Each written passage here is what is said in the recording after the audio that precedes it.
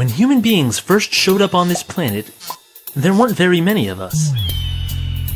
And we faced a hard life of meeting our basic needs. Chances are, early humans spent a good deal of time hungry, cold, and without shelter. That is to say, poor.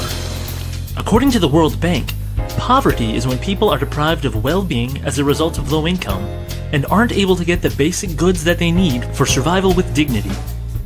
How did any of the human race advance beyond poverty? We kept multiplying and we formed communities. In communities, people stop spending all their time on simple survival and are able to do things like divide up tasks, share resources, and pool their mental energies to come up with creative solutions to problems. These communities started with families, then grew into extended families, entire tribes, and then finally cities and nations. So what effect has this growth had on poverty?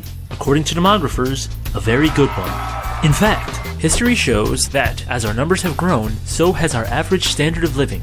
Scientists measure this standard in everything from per capita income to average amount of calories consumed, even average height. And all of these averages have been increasing. Even though poverty still exists, the percentage of poor people has actually decreased as population has grown. The reason for this is that human beings are not simply consumers, we are producers. This is why, over the ages, we have learned how to do things like produce more food on less land, find better energy sources, and make sure that more people have enough to eat and a roof over their heads. And this is also why, though urban poverty is still a huge problem, statistics show that the poor who move to large communities actually have better chances of rising from poverty than they did in areas where there were fewer jobs and less opportunity. For this reason, poverty is a problem that is not solved by eliminating people.